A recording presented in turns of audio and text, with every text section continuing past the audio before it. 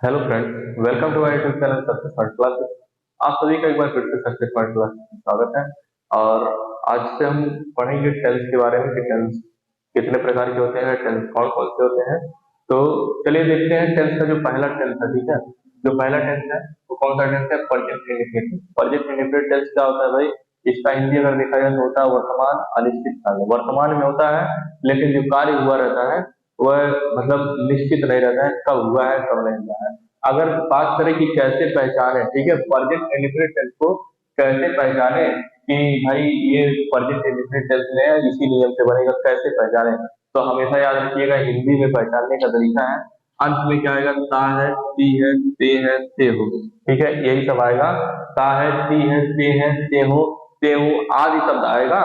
अगर यही सब अंत में आया, ठीक है, इसमें से कोई भी अंत में आया या फिर और कुछ ऐसा हो सकता है, अगर अंत में आया तो कौन सा टेंस होगा? प्रेजेंट इंडेफिनिट टेंस होगा। ये प्रेजेंट का पहला टेंस है। और आज से हम टेंस के बारे में एक श्रृंखला के रूप में पढ़ेंगे जब तक टेंस खत्म नहीं होता है।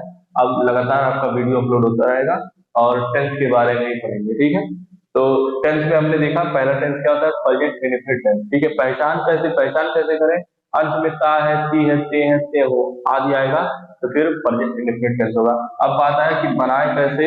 तो बनाना जो है हमें पहले अफर्मेटिव सेंटेंस का बनाना है, ठीक है, फिर निगेटिव सेंटेंस का बनाएंगे। एक एक करके देखते हैं, समझ में आएगा। ठीक है, तो अफर्मेटिव सेंटेंस मतलब सकारात्मक वाक्य, जिसमें किसी बात को स्वीकार की जाए, वही सकारात्मक वाक्य होता है। ठीक है, इसके बारे में देखेंगे कि इसका नियम कैसे, मतलब कैसे टेंस को बनाए, हिंदी से इंग्लिश कैसे करें। ठीक है, तो यहाँ पे रूल जो है इसका, ठीक है, अफर्मेटिव सेंटेंस का, सबसे पहले सब्जेक्ट लिखेंगे। सब्जेक्ट क्या होता है?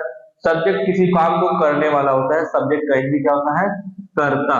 ठीक है, कर्ता होता है जो किसी काम को करने वाला होता है। ठीक है, वही है सब्जेक्ट। फिर क्या लिखेंगे? सब्जेक्ट के बाद क्या लिखेंगे? वर्ब में यस या यस लिखेंगे या फिर वर्ब का फर्स्ट फॉर्म लिखेंगे। मतलब वर्ब में यस या यस लिखेंगे या फिर वर्ब का फर्स्ट फॉर्म और प्लस ऑब्जेक्ट लिखेंगे। ठीक है, अंत में फुल स्टॉप लगेगा। तो ये तो नियम हो गया आपका। अब बात है भाई कि वर्ब में यस या यस दो वर्ब लिखा हुआ है तो एक ही वर्ब लगेगा, जो वर्ब आएगा वही लिखा जाएगा। लेकिन एक कंडीशन है कि वर्ब में एक बार यस या यस लग सकता है या फिर वर्ब का फर्स्ट फॉर्म हो सकता है। बात है कि कब ये करें कब ये करें। तो हमने लिख दिया है कि जब सब्जेक्ट आपका, जब कर्ता या फिर सब्जेक्ट आपका एक वचन होगा तो फिर क्या करेंगे? क्रिया में ऐसे यस लगाएंगे। जब आपका कर्ता सब्जेक्ट क्या हो, बहुवचन हो, तो वर्ब का फर्स्ट फॉर्म लिखेंगे। अभी समझते एग्जाम्पल के समझ में आ जाएगा। ठीक है, एग्जाम्पल के तौर से अगर समझा जाएगा तो एकदम समझ में आ जाएगा। देखते हैं, कह रहा है कि मोहन क्रिकेट खेलता है। ठीक है, मोहन क्रिकेट खेलता है। मोहन हो गया, मोहन का इंग्लिश मोहन ही होगा। हमारा सब्जेक्ट यही मिल गया क्योंकि काम कौन कर रहा है? मोहन कर रहा है, तो करता वही तो होता है, काम करने वाला। मोहन हो गया सब्जेक्ट। फिर क्या लिखना है? वर्ब लिखना है। अब बात आ गया, वर्ब लिख दिए प्ले। ठीक है, अब यहाँ पे यस लगा हुआ है, क्यों लगा हुआ है? ये भी बात आता है क्यों लगा हुआ है। तो देखिए मोहन क्या है आपका? मोहन एक वचन है। ठीक है, हमने कहा था जब सब्जेक्ट एक वचन होगा तो वर्ब में यस या ईएस लगेगा, तो यस लग गया। अब बात है ईएस क्यों नहीं लगा, यस क्यों लग गया। तो आपको पहले भी बताया है कि अगर क्या हो, यस कहाँ लगेगा भाई, ईएस कहाँ लगेगा। ठीक है, तो कंफर्म करते हैं इसे। ठीक है, इसे कंफर्म करते हैं कि ईएस कहाँ लगेगा। अरे ईएस जान गए कहाँ लगेगा।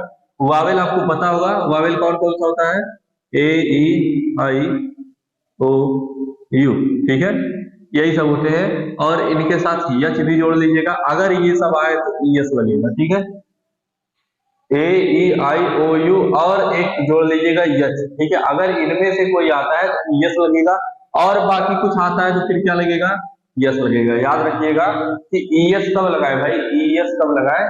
ए, ई, आई, ओ, यू या फिर यच। ठीक है, इनमें से अगर कोई आ रहा है, पांच छह जब आ रहे हैं तो भाई ईएस लगे। अब बात आया कहाँ पे आएगा, तो यहाँ पे वर्ब का अंतिम लेटर। ठीक है, वर्ब का अंतिम लेटर यहाँ पे। ठीक है, अगर इनमें से कोई आया और एक वचन है तो फिर यस लगेगा।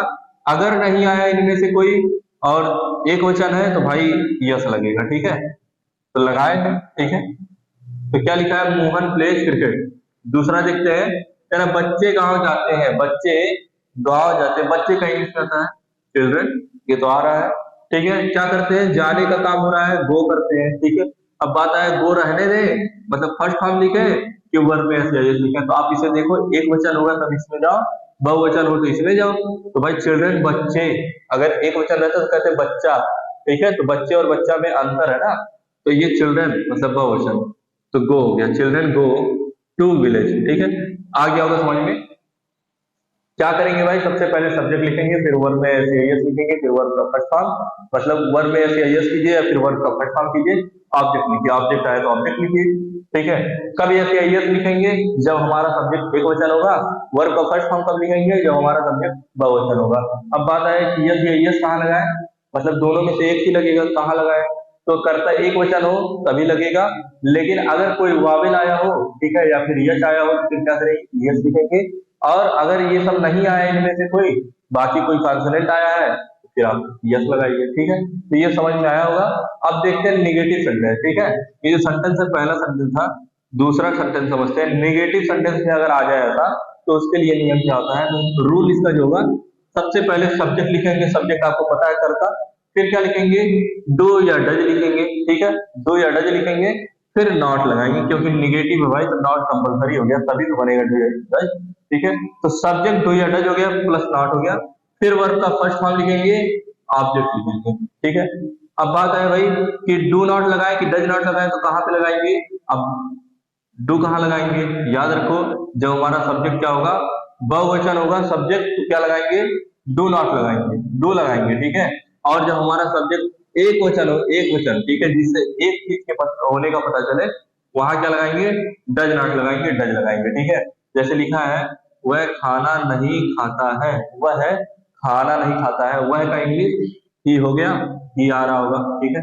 बात आ गया, अब नहीं आ गया है ना, नहीं और ता है ती है, यही टेंस है, यही नियम लगेगा, ठीक है।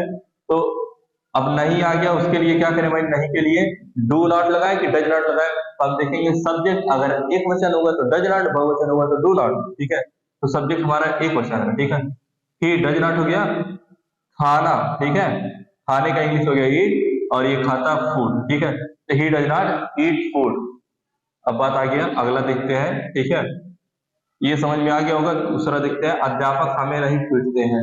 क्या कह रहा है कि अध्यापक हमें नहीं पीटते हैं, अध्यापक का इंग्लिश हो गया टीचर, उसके बाद फिर हम लगाएंगे डू या डज नॉट, तो टीचर एक वचन हो गया, तो डज नॉट लगेगा, ठीक है, टीचर डज नॉट, उसका पीटने का इंग्लिश होता है बीट, ऑब्जेक्ट दिया अस, ठीक है। तो ये तो हमें अफर्मेटिव और निगेटिव सेंटेंस था हमारा, ठीक है, ये समझे।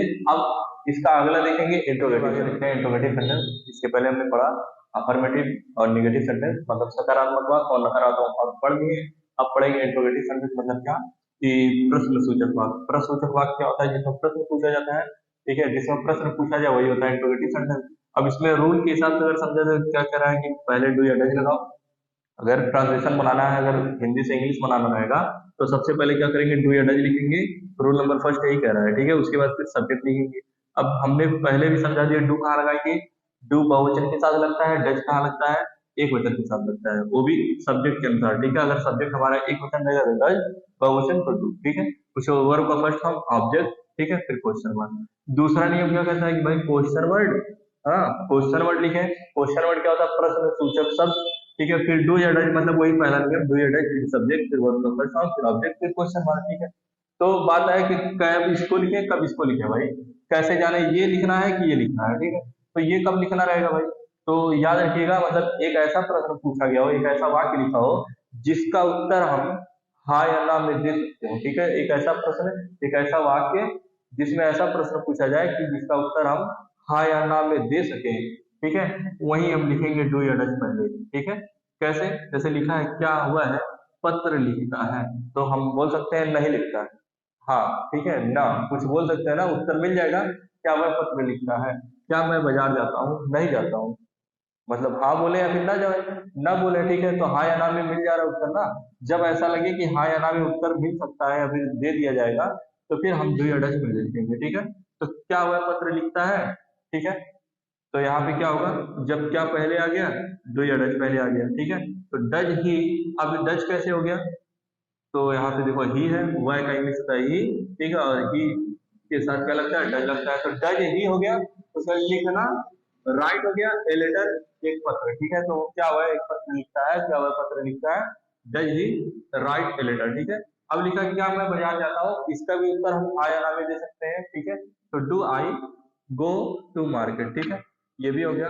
अब यहाँ पे देखिए क्या लिखा है, वह किताब कब पढ़ता। अब इसका उत्तर कैसे देंगे, हाँ या ना में, देखिए कब पढ़ता है पूछा जा रहा है। अब हाँ या ना में नहीं दे सकते हैं कि हाँ पढ़ता है, नहीं, ये नहीं पूछा जा रहा पढ़ता है कि नहीं, नहीं, ये पूछा जा रहा है कब पढ़ता है, कुछ बताना पड़ेगा। तो याद रखिए एक ऐसा प्रश्न, ठीक है, जिससे हमें अपने उत्तर को एक्सप्लेन करना पड़े, पूरा बताना पड़े, ठीक है। तो जब बताना पड़े, एक्सप्लेन करना पड़े, तो फिर हम क्या लिखेंगे, क्वेश्चन वर्ड पहले लिखेंगे। क्वेश्चन वर्ड क्या है, यही जिससे प्रश्न पूछा जाए, ठीक है, कब क्यों कैसे, ठीक है। तो कब लिखा है, कब का इंग्लिश होता है व्हेन, बाकी सब वही नियम है, व्हेन हो गया। फिर डज ही रीड बुक, वह किताब कब पढ़ता है, when does he read book. फिर लिखा है रोहन क्यों खाना खाता है। फिर रोहन क्यों खाना खाता है, तो हाँ या ना में उत्तर दे नहीं सकते हैं, तो फिर क्यों का इंग्लिश लिखेंगे वाई, ठीक है। तो रोहन एक वचन है इसलिए डज हो गया। उसके बाद वर्ब लिखेंगे, वर्ब क्या है, ईट फूड, ठीक है। तो why does Rohan eat food. याद रखिएगा कि पहला नियम कहाँ काम करेगा भाई, जहां जिसका उत्तर हम, एक ऐसा वाक्य जिसका उत्तर हम हाँ या ना में दे सकते हैं, पहला नियम लगेगा, डू या डज पहले लगेगा। और एक ऐसा प्रश्न जिसका उत्तर हम एक्सप्लेन करके बताएं, ठीक है, एक्सप्लेन करके ही बता सकते हैं, उसमें क्वेश्चन वर्ड पहले लगेगा, ठीक है। तो यही था आज का परफेक्ट इंडिकेटर, यही तो समाप्त होता है। ठीक है, फिर मिलते हैं अगले वीडियो में।